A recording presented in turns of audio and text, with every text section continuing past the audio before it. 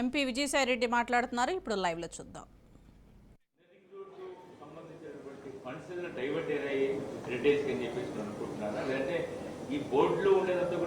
విచారంలో తెలుస్తుంది, విచారంలో తెలుస్తుంది.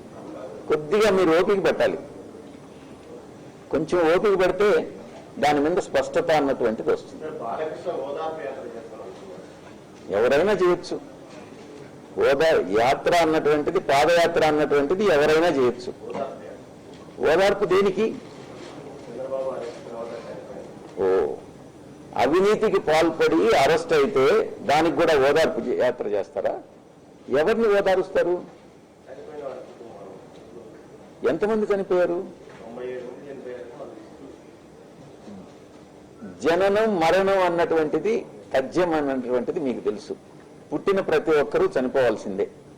చంద్రబాబు నాయుడు గారు అరెస్ట్ అయిన తర్వాత ఎవరైతే చనిపోయారో వాళ్ళందరూ కూడా చంద్రబాబు అరెస్ట్ వల్లే చనిపోయారని కానీ మీరు చెప్తే దానికి నా దగ్గర జవాబు లేదు.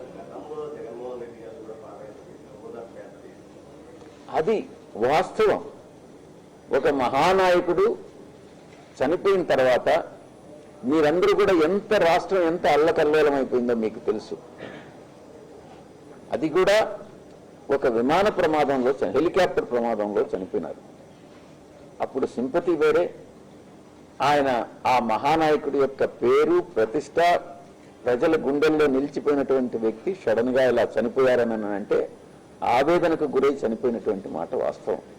ఈరోజు మీకు తెలుసు నిజంగా చంద్రబాబు నాయుడు గారు అరెస్ట్ వల్ల చనిపోయారా లేదా అన్నటువంటిది మీకే తెలుసు. మరో 6 months లో ఎలక్షన్స్ ఉందంటే ప్రిన్సిపల్ అపోజిషన్ లీడర్ మీద, ఫ్యామిలీ సన్ మీద ఇన్ని కేసులు పెడుతున్నాం. ఇది రెజ్యూమ్ మెండెక్టా పాలిటిక్స్ అన్న టీడీపీ రిమార్క్స్ కి మీ రెస్పాన్స్? అవినీతి చేసిన వాళ్ళ మీద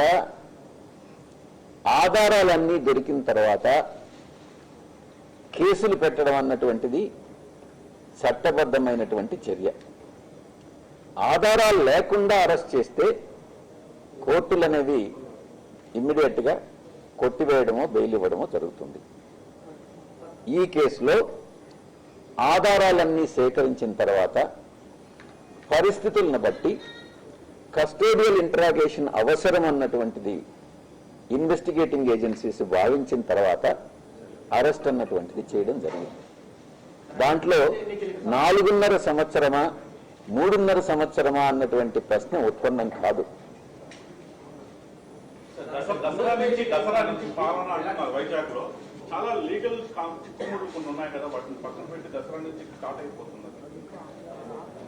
ముఖ్యమంత్రి గారు ఎక్కడి నుంచైనా పరిపాలన సాగించవచ్చు.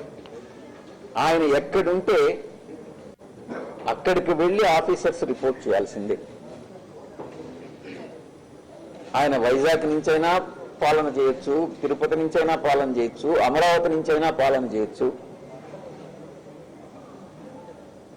ముఖ్యమంత్రి గారు అక్టోబర్ నుంచి వైజాగ్కి షిఫ్ట్ కావాలని, విజయదశమి నుంచి విశాఖపట్నానికి షిఫ్ట్ కావాలని నిర్ణయించుకోవడం జరిగింది. గతంలోనే మేము, మా ప్రభుత్వం, మా అధ్యక్షులు జగన్మోహన్ రెడ్డి గారు ప్రకటించారు,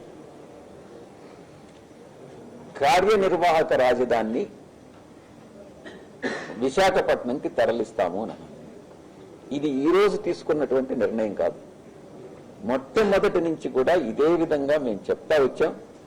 ఆ మాటకి మా గౌరవ ముఖ్యమంత్రి గారు కట్టుబడి ఉన్నారు. అది జరుగుతుంది.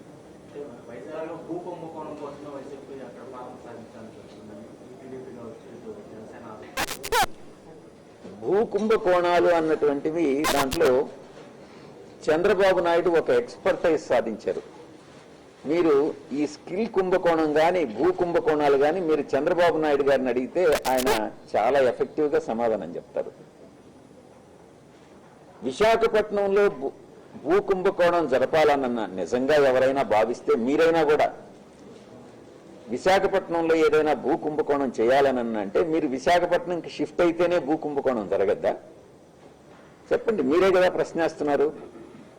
మీరు ఈరోజు ఇక్కడ తిరుపతిలో ఉన్నారు. మీరు తిరుపతి నుంచి ఎక్కడ ఏ ఏ ఏ ఛానల్ మీది?